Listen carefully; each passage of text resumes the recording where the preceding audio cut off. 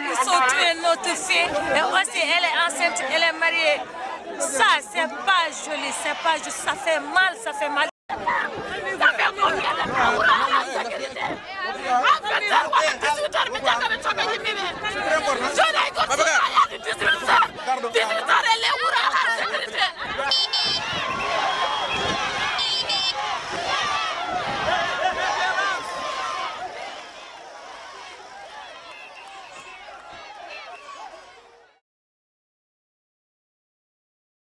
Le cas de Penda, c'est un cas qui m'a vraiment touchée, un cas qui m'a vraiment touchée. Je suis restée des nuits à pleurer, pleurer, pleurer, des jours à pleurer, parce que c'est une femme qui était mariée, qui avait des enfants. Et même nous qui sommes tout le temps sur le terrain, nous avons beaucoup de problèmes toujours. Nous sommes menacés par des trucs pareils.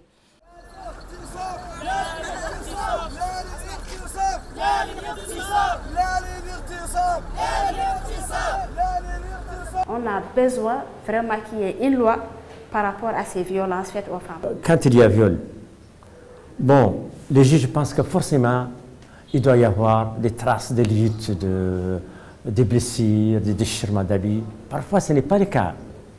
Parfois, ce n'est pas le cas. Alors, on a des problèmes. On pense toujours que c'est un problème de zina, donc que la victime était consentante à un rapport sexuel avec le coupable. هم عندهم ولدهم الشاب تو دخلت إليه نظام بارقات نتو بابكر أمو ليتسجل كتها كردها تو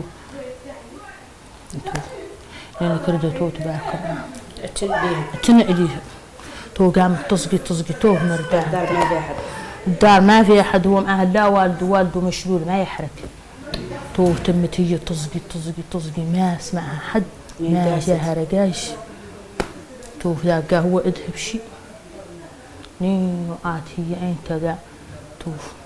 Les familles habituellement, c'est vraiment un problème tabou. On ne doit pas en parler. Notre fille n'a jamais été violée, il ne faut pas en parler. Donc on n'en parle pas. Mais si par bonheur la famille ou une assistante sociale ou un travailleur dans le domaine social, dans une ONG qui s'occupe des enfants, des femmes violées, dans ce cas-là, c'est relativement facile. Mais c'est exceptionnel que les gens viennent d'emblée, les familles elles-mêmes, elles ont honte, elles n'en parlent pas.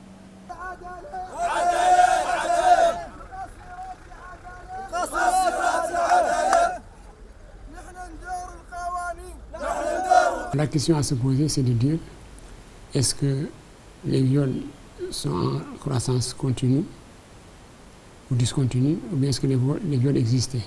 Mon sentiment, mon témoignage consiste à dire qu'il y avait autant de viols avant que maintenant, mais on n'en parlait pas. Maintenant, c'est un tabou qui a sauté.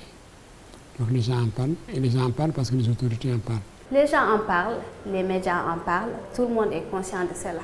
Mais là où ça bloque toujours, c'est au niveau des décideurs. Mais tout le monde en parle, les gens font de leur mieux. Mais si les décideurs ne s'impliquent pas, comment est-ce que vous voulez que les choses évoluent? Les gens n'appréhendent pas les situations de la même façon. Il y a une société intermédiaire qui est toujours effectivement heurtée par ces problèmes et qui est révoltée et qui essaie de faire entendre sa voix. Et il y a une société silencieuse qui ne considère que la physionomie de la victime. Si la victime n'est pas de l'espèce ou de la catégorie qu'ils sont censés protéger, c'est toujours anodin, malgré que ça, c'est des choses extrêmement violentes, extrêmement agressives. Mais la société se remet et puis, quelques temps après, on oublie. Il n'y a pas de suivi. Et les gens oublient de façon générale ces choses atroces. Et on n'entend plus parler. Par exemple, le cas de Pendessaïe, c'est oublié maintenant, on n'en parle plus. On a besoin d'une éducation citoyenne et d'une communication sociétale. Alors la communication sociale doit consister à expliquer aux personnes d'abord d'éviter cela et de dénoncer les cas de viol, y compris au sein de la famille. Et il y a des ONG en Mauritanie qui luttent pour cela. Une fois, j'avais une amie à moi qui était, elle aussi, elle était comme moi, elle est sur le terrain comme moi. Un jour, elle a été aussi violée comme Penda. Mais les auteurs, quand ils l'ont giflée, elle s'est évanouie, mais elle avait quand même la conscience. Elle a entendu l'un de lui dire, désormais tu vas aller nous défendre les victimes de viol. Depuis ce jour-là, elle a arrêté de tout ce qui est militantisme. Elle est chez elle, elle n'arrive même pas à sortir de la maison. جريمة الاغتصاب جريمة متفشية ويا أسفا ما هناك قانون رادع لهذه الجريمة.